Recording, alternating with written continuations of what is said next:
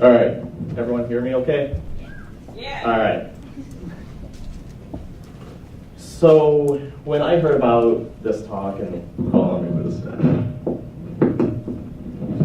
World Information Architecture Day, and the topic that we are going to explore today, there's two letters that popped into my brain. They were MF. So show of hands, how many of you find, like the first thing that pops in your mind is something vulgar? Okay, me too. What I found, however, is that MF means mom friendly. And I learned this while working as a game analyst at Game Crazy many years ago, back in 2008. They were part of Hollywood Video, which, rest in pieces because of Netflix. So my responsibility was coming up with promotions for our stores. Buy two, get one, 30% off. And I was on my way to work one day, and over the radio, I hear this advertisement that says, Game Crazy is rated MF for mom friendly. And I'm thinking, who the hell put this out? Where did this come from? No one approved this. So I get into the office, and most people felt similarly as me. We had our little merchandising core, and we were beside ourselves. We looked a lot like our advert from Black Friday, and specifically this woman in the middle here. We were terrified. So I had to go to our director of marketing and explain to her that MF meant something very different than mom-friendly. Still related to moms, but not friendly. So my approach was, I'm going to bring as much data as possible. I'm going to show her who our customers are. They're not moms or teenagers and so forth. So as you can imagine, that did not go over very well. She had a vision for who our customers should be and who she wanted to target, whereas I'm bringing all this data and information about what we have. Moreover, in marketing, she's not a very data person, and so I was a little bit flummoxed. So I was early in my career, and I had this hammer of I'm going to bring data integrity to everything and data-driven this, and it just didn't work out very well. So then the relationship was a little bit broken. Our merchandising team and marketing team just didn't get along at all. And then there came an epiphany. I happened to be in a store one day, and I was looking to do a promotion around older video game systems because we had a lot, and all the data says like now's the time to get out of that. The Wii and the PlayStation 3 were in full effect at that time. So I was in the store and witnessed a mom come in, and she had her son. And they were buying a really old, at that time, game system, a Nintendo GameCube and a couple of games. So it was super affordable. This little kid was incredibly enthusiastic. The mom was happy because they were able to provide this form of entertainment.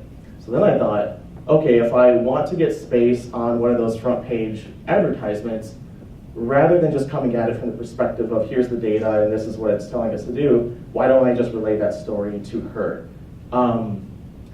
And I learned a very important early UX lesson that stories are much better than data. Stories should be data informed, but ideally should have a protagonist that your audience is going to care about. So in this instance, I went to our director of marketing and explained, this mom really cares about this promotion she's able to provide, and our director of marketing was able to empathize with that. There's a workshop, and I'm stealing this from Monte Montgomery, but basically goes into the importance of stories, why they're meaningful. They're memorable, they're impactful, and a really effective way of structuring our information as we interact with other individuals, especially with other coworkers. And that got me thinking, what are other ways that we can structure the way in which we interact with our coworkers? So because this is World IA Day, that has to be a quote from Richard Solomon somewhere in one of the presentations. So he has this philosophy that he's given at a lot of talks about how we need to aim more thoroughly at understanding and being understood. So it's a pretty lofty, nebulous goal, and what does that mean? Well, we have all these tools at our disposal, UX researchers, UX designers, and we apply those very effectively at understanding who our customers are, who our users are, but very seldomly do we actually use that to interact more effectively with our fellow employees or with our clients. So I started to think, what are some of the things that we can start doing that will help us out? So one of them is, and I don't recommend actually leaving a paper trail or digitizing these, but make some personas of people in other departments. This would have been really helpful for me early in my career if I thought through, okay, what does the director of marketing care about? What are her motivations? What types of information does she prefer? And that would have informed me on how to really structure my reports and my interactions with her. Secondly is, how do my fellow coworkers see our users? Because we could have completely different ideas, especially if we're in different stages or different departments. So one of those is Nikki Knox from UX Mag that has a really good article about this and something that I used over the summer. I was on a project working on a new onboarding hub for employees, and human resources and myself were very different ends of the spectrum. So I led them through this exercise, like, let's make a persona together. I had my data, they had theirs, and so we were able to construct sort of a common user to base our mutual understanding from, and that helped progress in the project that had stalled for a few weeks. Another one that I discovered is workshops are much, much, much better than meetings. Think about the interactions that you have with your clients or with your coworkers. For instance, in this example, working with human resources, a lot of their work is meetings and papers and occasionally very boring stuff. So if I'm able to bring an activity that we can do together, that's going to make them a lot more happy and add a little bit more delight to their day.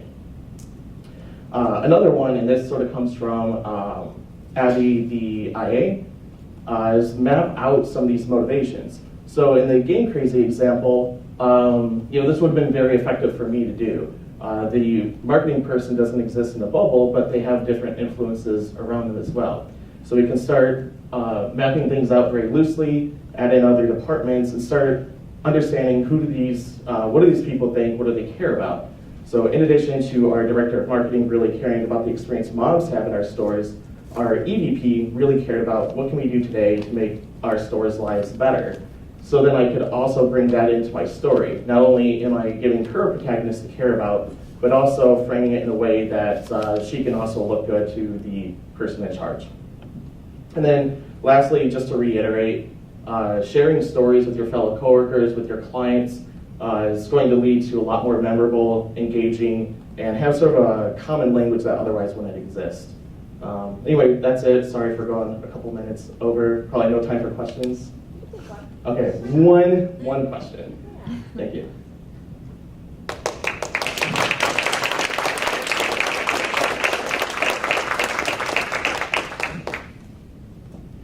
No questions.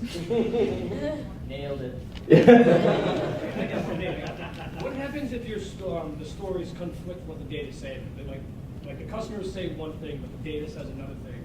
How do you react to those? Yeah, so the activity that I went through for human resources, I basically wrote out a bunch of Post-it notes and had those in my back pocket. And I first had them start off with writing out their own Post-it notes, like what are the qualities that you think an employee has. So then they started doing those, and a handful aligned with what I had in my pocket and a handful didn't. And so it was just at that point asking like, oh, well, what about this experience? Or think about this other type of user that might exist. And then again, like if you do that initial step of having a persona that's co-authored, I think that can help a lot. So for me, it's more about thinking in terms of the front end, what kind of work that you can do so that there aren't as many conflicting stories down the road. All right, thank you everyone.